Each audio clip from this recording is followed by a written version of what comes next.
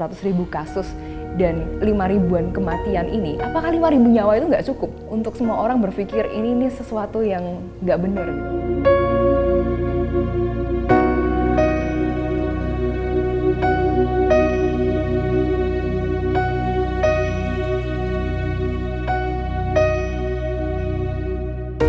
Beberapa kali pasien yang saya ajak ngobrol tadi pagi gitu ya, sorenya saya dengar kabar sudah pindah ICU, besoknya udah nggak ada. Harus ingat bahwa kematian tenaga kesehatan di Indonesia terkait dengan COVID termasuk yang tertinggi. Oleh karena itu memang kami sehari-hari terus terang bekerja dengan rasa was-was. Dimanapun kami ini manusia biasa. Ketika mengetahui atau mendengar teman-teman sejawat yang baru beberapa saat lalu bisa melihat aktivitas gerak-geriknya, wajahnya, kemudian kini sudah tidak ada lagi, takdir menyatakan dia harus meninggalkan kami terlebih dahulu.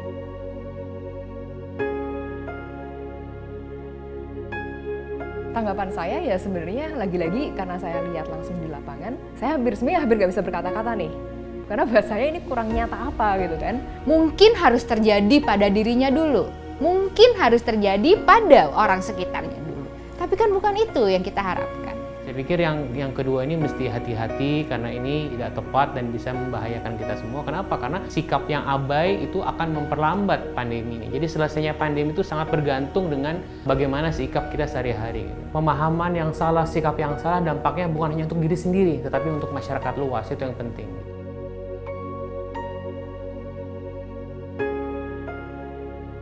Saya luruskan itu tidak benar ya.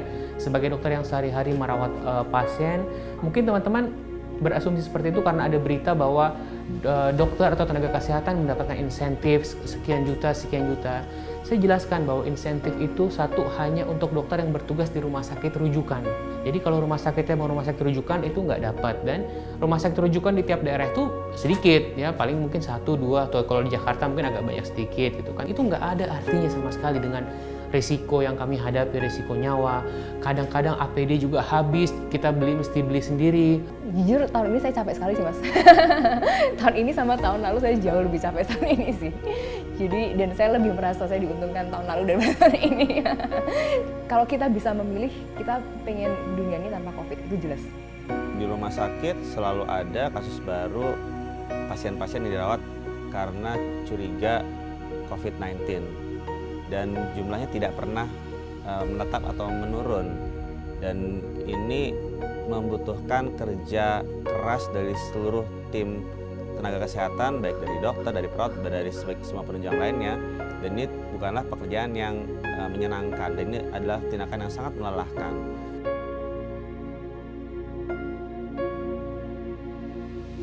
Ribu kasus dan 5.000-an kematian ini, apakah 5.000 nyawa itu nggak cukup untuk semua orang berpikir ini sesuatu yang nggak benar gitu? Tidak terkejut, tapi menyayangkan.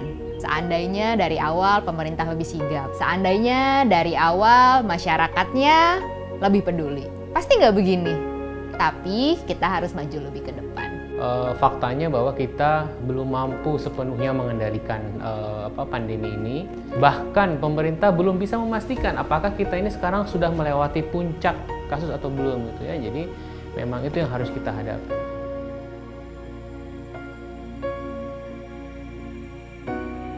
Dijaga dong postingan Instagramnya, dijaga dong postingan Instagram story-nya. Ayo dong, nggak usah dong nongkrong di kafe bareng-bareng dong, samping-sampingan nggak pakai masker sama orang lain. Teman-teman ya, terutama yang punya pengaruh besar ya, teman-teman public figure, teman-teman artis, penyanyi, tolong gunakanlah pengaruhnya untuk hal-hal yang baik ya. Kalau kita lihat sekarang peningkatannya masih kurvanya masih eksponensial naiknya ke atas, artinya apa yang masyarakat lakukan belum cukup optimal atau belum cukup baik untuk menekan angka pencegahan itu. Garda terdepan adalah masyarakat. Tenaga kesehatan ada di paling belakang untuk menyelesaikan masalah yang tidak teratasi di masyarakat. Jadilah manusia yang bertanggung jawab bagi manusia lain. Pastikan diri kita sehat sebelum keluar rumah. Rutin screening bila memungkinkan. Bertanggung jawab terhadap kehidupan sesama. Jangan dekat-dekat dengan orang lain. Kenapa jangan dekat-dekat dengan orang lain? Karena kita tidak pernah tahu apakah diri kita terinfeksi atau tidak? Saya bilang, kita ini harusnya berbagi perannya sesederhana itu. Jadi satu, saya dokter, tugas saya merawat, mengobati pasien. Yang kedua, peneliti menemukan obat atau vaksinnya. Yang ketiga, pemerintah menetapkan kebijakan regulasinya. Dan yang keempat, Anda, kita semua masyarakat itu hanya diminta untuk menerapkan protokol pencegahan. Ayo kita kerjakan peran kita masing-masing supaya pandemi ini segera selesai gitu. Mau percaya ini konspirasi, mau itu terserah. Tapi tolonglah pakai masker dan social distancing. Dengan itu kalian bisa menyelamatkan nyawa.